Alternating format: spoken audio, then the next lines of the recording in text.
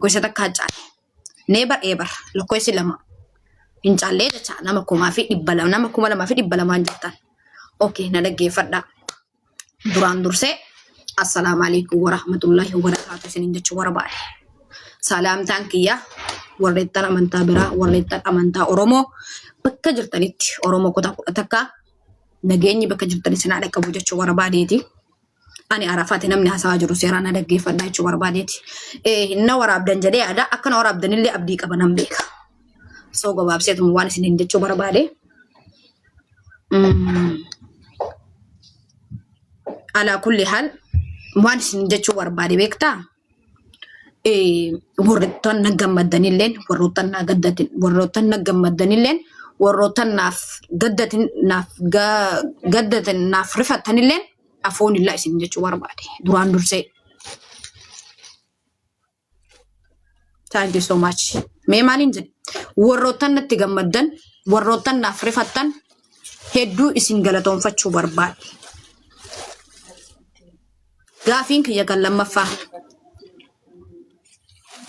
duraan dursee Fatishaa video inni haseeta kan muramte namni wayii share natti godhe hedduu akka malee garaana nyaatte ilmi namaa ilma namaati rabbi maaliif jettee jechuun keessan hin oolamu nan dhaggeeffadha asirratti hawaasa kiyyaa ani isiniin hogganama isiniin na deeggara bakka US walirraan dhaynu maaliif garaas nyaatte jechuuni keessan hin oolamu gabaabseetuma isinitti hoonime Fatishaa akka Fatishaatitti anama fakkeenyaaf isinitti himaa jira malee Fatishaa irraa hin dubbachuu barbaadeeti ani Fatishaa video tana waraabaa share itti naa godha waraabaati share itti godha Fatishaatti Fatishaan beetan isa lubbiyyeetti share naa godha yoo inni live irra jiraatellee share naatti godhaa dhufu live irra jira inni so gabaabsee maal isin galatooma shukran gabaabsee maal isin jechuu barbaade Oromoo kutaa kudha takka Arsii hin jenne Harargee hin jenne hundi keessa warinatti artan rabbiif jecha rabbii yaa laa ilaaha illallah muhammadu rasulullah waliin nuu kanneessaniif jecha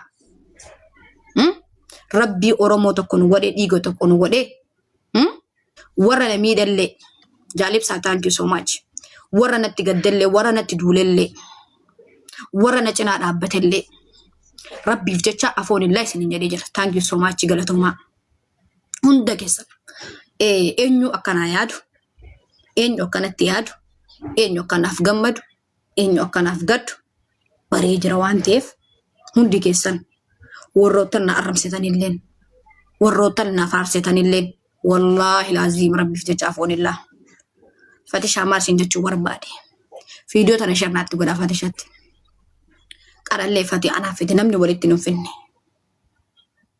rabbiitu walitti nu fide rabbii waliin nu fide hangana illee wajjin teessan nuun jedhe adda baatan illee nuun jedhe ilmi namaa hin dogongora afaan namaa si dogongorsiisa karaan laa illee si meessa bakka hin taane illee si oofa ani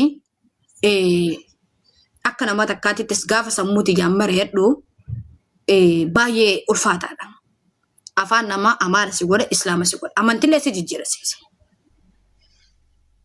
soo gabaabseetuma maal isin jechuu barbaade Fatishaa sabboontu thank you so much Fatishaa arraas boruus si jaaladha si kabaj wajjin jirra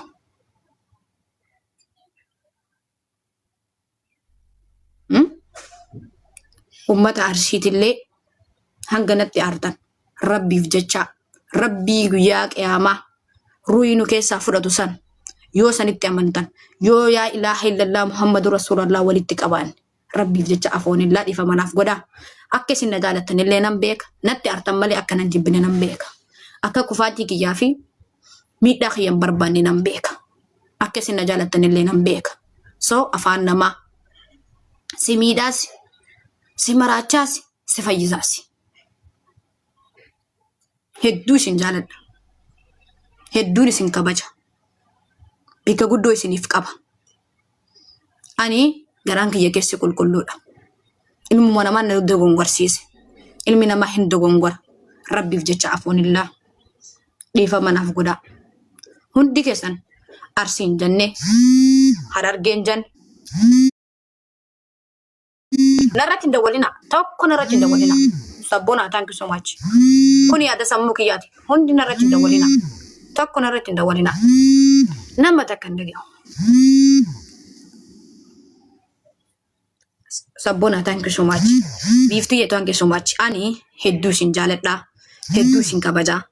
Saba bal'aan hordofu. Aboona dhiisaa please. Hara.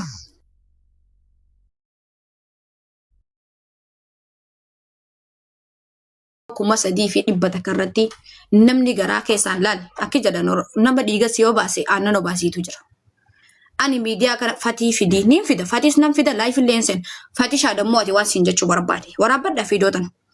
Fatii namni walitti nu fide. Namni qarallee walitti nu finne. Anaaf ati rabbiitu walitti nu fide. Rabbiif jecha akkuma arras borus arafaat obboleetiiti jette sanitti taaptaabii godha guys naqabaa jira shabakaani. Shabakaan naqabaa jira taaptaabii godha sheerii naqabaa jira shabakaani.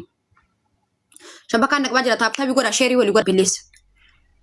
Fatisha rabbiif jecha qarqaaree namaaf hin qarqaarree jette. Soo jecha kan kee tokko keessatti waan dhagee qaba. Sanillee keessaa sitti himuu danda'a. Shukran. Si hubachiisuu danda'a. Sanumaafuu walii galatti ijoollee teenya Arsiin tanatti aartan. Rabbii jecha isin jaaladha hin beektan. Afaanuma namaan nagara galche malee hedduu isin jaaladha hin beektan. Hedduun isin kabaja. Ilmi namaa nama dogongorsiisa. Nama maraattu si godha. Fayyaa si godha. Amantii si jijjiirsiisa. Garuu hedduun isin jaaladha. Hedduun isin kabaja. Ilmi namaa hin dogongora. Dogongora keessan dammoo ofitti beekee jira. Nama jechuun kan akkamii beektaa? Nama badii ofiisaa san fitti hin beekne. Nama badii isaa san osoo fitti hin beekne deemee si fakkorsanii si aarsa malee namni tokko gaafa balleessa jedhee rabbiinu namaaf araarama. Ilma namaa dhiisi. Gaafa namni tokko badii ofii fitti fudhatee balleessa jedhee taangisi sobboona. Ilmi namaa dhiisi. Rabbiinuu badii san siif irra taraa jecha. Dammoo awwaan isiniin jechuu barbaade. Warri natti gammaddan. Amma ammaa tanaa warri na jala deemtanii kufaltan. Wallahi dilii narraa dhiqattan. Dilii tokkicha narraa dhiqattanan. Ani akka rabbiin kiyya na uumetti jira. Nama 2,600 jirtan. Meena dhaggeeffadha. Sagalee tiyanallee waraabbadha. Wallahi la'azim lubbiyyeen takkanaatti namni jettan dilii narraa dhiqattan. Ijoolleen teenya ta Harargeetilleen. Waan isiniin jechuu barbaade. Hundi keessanuu galatooma. Warri naas qeeyxan. Warri naafis dubbattan. Mal na biraa qabdanan. Galata na biraa qabdan. Maaliif rabbiif jechaan isiniif dhiise. Waa hunda rabbiif jechaa yoo irra tarte bareedaadha.